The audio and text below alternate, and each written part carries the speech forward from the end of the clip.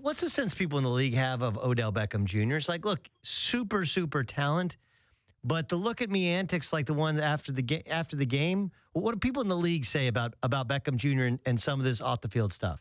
Well, I know the perception, Doug, for quite some time has been that you can get to him, and that's why a lot of the on-field stuff happened last year, during the 2015 season. There was a book on how to get to him. He was seen as somebody who's very flamboyant, and I think I think it's pretty easy to understand where those shots would come when a game's going on, and he didn't react real well to that stuff, in the past. And so I think he's gotten that under control to some degree, but he certainly has, a temper, and he's certainly somebody that you got to manage from a personality standpoint. And the flip side of it is that his talent more than justifies bending the rules a little bit for him. And so that's what the Giants are. You put up with a lot of stuff that maybe you'd rather not put up with to get the sort of production that he gives. Is Ben McAdoo the right guy for that? Because though McAdoo seems like a guy who would very much prefer to be watching film and plotting and planning his offensive attack than dealing with that sort of stuff, is he the right guy?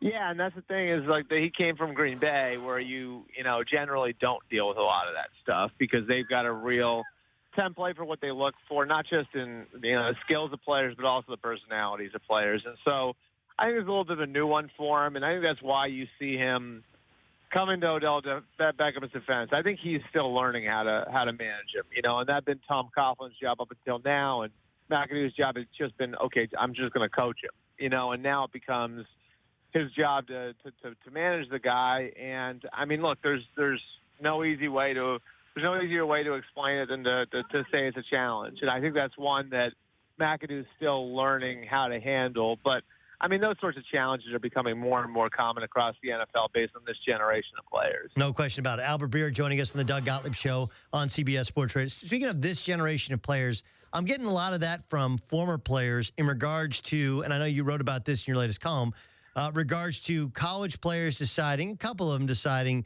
to forego their final bowl game in order to prepare for the draft, which means they don't want to get hurt and they don't want to hurt their stock. How do the people in the league view this? I did a story, and, I know you're referring to the story that I did this week with Eric Winston, and I thought Eric would be really interesting to talk to because, A, he's going to be responsible for these guys because he's the union president, and B, he was a 19-year-old freshman when Willis McGahee, his teammate at Miami, blew out his knee in his last college game. And so I thought the interesting thing was he didn't really take sides. He just said, I'm in support of this being a decision.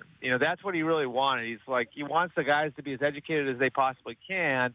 And if you're educated about it, that means that it is a decision that you have to make. And that's why he applauded what Leonard Fournette did and what Christian McCaffrey did. And he also applauded what Myles Garrett did in deciding to stick it out and play his last game at A&M. I mean, the big thing I think he wanted was he wants everybody to have all the information. And I got some feedback from some coaches and some executives over the course of the last couple of days after I did that story. They all said that it's, is spot on and it's exactly how they feel. That, it's just important that these guys, because they all are dealing with different circumstances. Some guys are from affluent backgrounds. Some guys, are the first person in their family to go to college. Different circumstances for absolutely everybody who faces one of these. And the important thing is that the people who are making the decisions have all the information. And I think right now we're in a far better spot as far as that goes than we ever have been. What the other part that's fascinating is they're both running backs, and we know that running backs' value has decreased recently, plus they have a shorter lifespan. But look, there's 4, maybe 5 running backs you could see in 5 years ago, they go in the first round.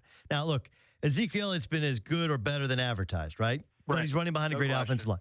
The Todd Gurley thing, very good start, not as good this year, but a lot of that is all the other stuff around him.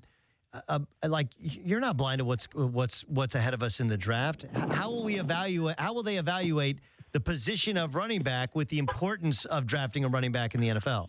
Well, it's a copycat league, and I know that's cliche, but it's true. And a lot of teams are going to look at what Dallas has done, and I think it goes beyond just running backs. I think like interior linemen, someone like Pat Elflein from Ohio State or the Feeney kid from Indiana, could wind up going in the first round because other teams saw what the Cowboys did in drafting a center in the first round, Travis Frederick, and a guard in the first round, and Zach Martin, and the kind of success that they've had. And so I certainly think that the combination of the talent that's available, and this is a historically talented class that's coming out, the group of running backs, Leonard Fournette, Dalvin Cook, the Oklahoma kids, whether or not Mixon comes out, we'll see. But even the other kids considered a really good prospect. And then, obviously Christian McCaffrey. It's a very, very good group. And I think what teams will look at now, they'll say to themselves, okay, maybe we can find one of these lower down. But even if we take one in the first round, if we feel really good about it, we're going to get good production out of the kid. And because of the rookie salary scale, he's going to be affordable. And whether or not we got to pay him $10, $12 million after his fourth year, we'll deal with that when it comes.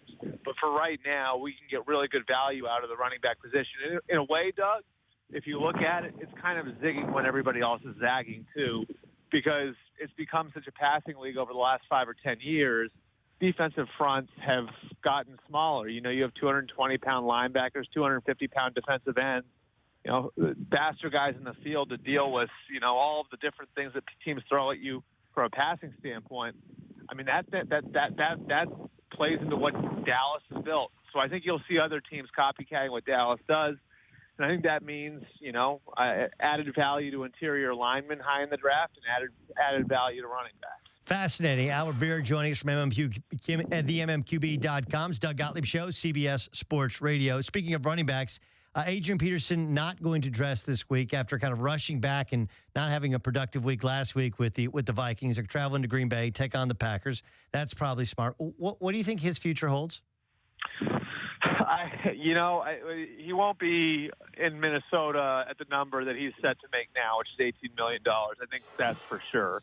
But I think his future is certainly affected by the crop of running backs coming out. I think if this was last year's group and you knew it was like Ezekiel Elliott and there was a huge drop-off after that, the way it was last year, right? Right. Then I think the Vikings could look at this and say to themselves, well, let's try and find a way to work something out with Peterson.